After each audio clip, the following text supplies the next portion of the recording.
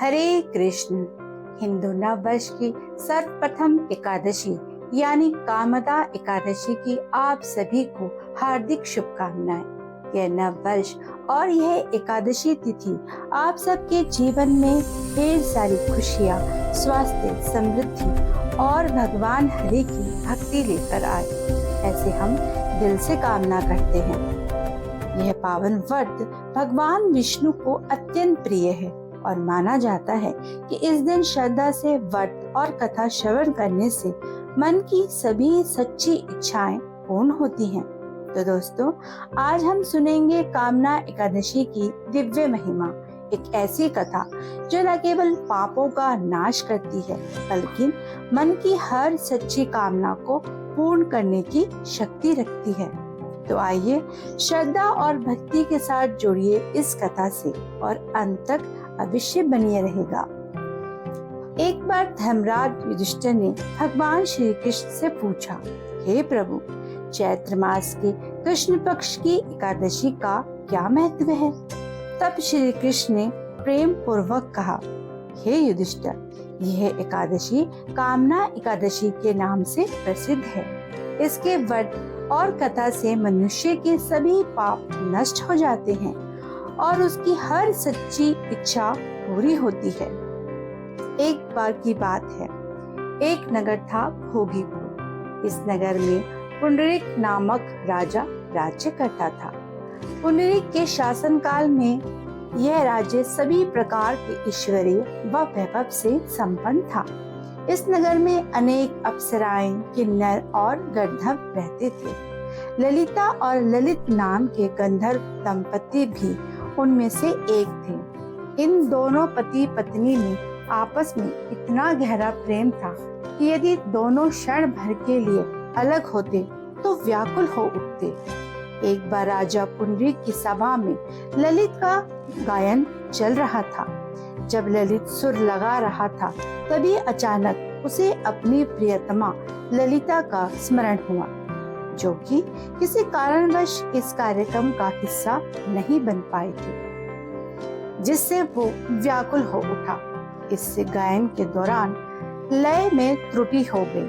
तभी कर्कट नाम की नाग ने ललित की मनोदशा भांप ली और राजा पुंडरीक को गायन में त्रुटि होने का कारण बताया।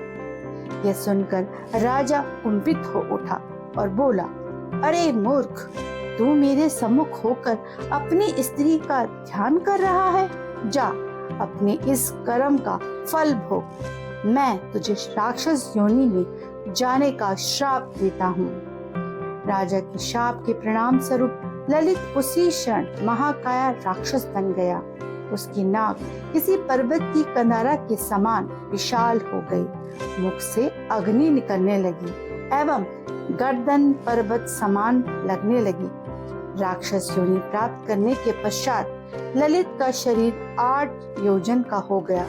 जब ललित की पत्नी ललिता को इस बारे में ज्ञात हुआ तो वह दुख से व्याकुल हो उठी और अपने पति के उद्धार के बारे में विचार करने लगी। राक्षस योनि मिलने के बाद ललित घने जंगलों के बीच भटकता रहता था एवं ललिता उसके पीछे पीछे व्याकुल हो चलती रहती थी। ऐसे करते करते एक बार ललिता श्रृंगी ऋषि के आश्रम पहुंच गई।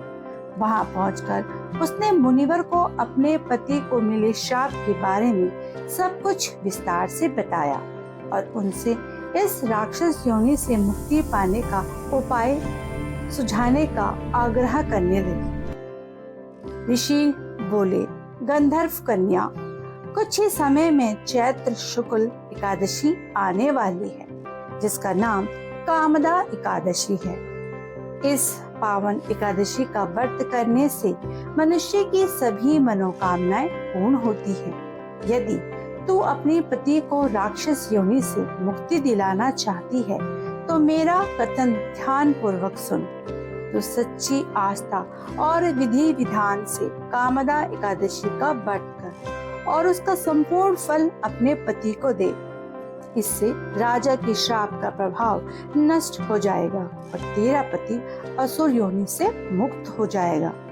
मुनि के आदेशानुसार ललिता ने चैत्र शुक्ल एकादशी आने पर सच्चे मन से व्रत के नियमों का पालन किया और द्वादशी को ब्राह्मणों के समूह अपने व्रत का फल अपने पति को देते हुए भगवान विष्णु से विनती करने लगी, हे जगदीश, मेरे इस व्रत का फल मेरे पति को प्राप्त हो जाए और वो इस राक्षस योनि से मुक्त हो जाए। कामदा एकादशी का पुण्य फल पति को देते ही ललित राक्षस योनि के मुक्त होकर पुनः एक सुंदर गंधर्व बन गया और दोनों विमान में बैठकर स्वर्ग लोक चले गए। कथा का समापन करते हुए भगवान श्री कृष्ण ने युधिष्ठिर से कहा, जो कोई भी इस अद्भुत कथा का श्रवण करेगा वह ब्रह्म हत्या के पाप और असुरी शाप से भी मुक्त हो जाएगा। तीनों लोकों में समस्त चर अचर जीवों के लिए इससे श्रेष्ठ कोई दिन नहीं है। तो दोस्तों, अगर आपको यह पवित्र कथा पसंद आई हो तो वीडियो को लाइक करें, अपने परिवार और मित्रों के साथ शेयर अवश्य करें और ऐसी ही भक्तिमय कथाओं के लिए चैनल को सब्सक्राइब करना ना भूलें और कमेंट बॉक्स में हरे कृष्णा अवश्य लिखिए। धन्यवाद।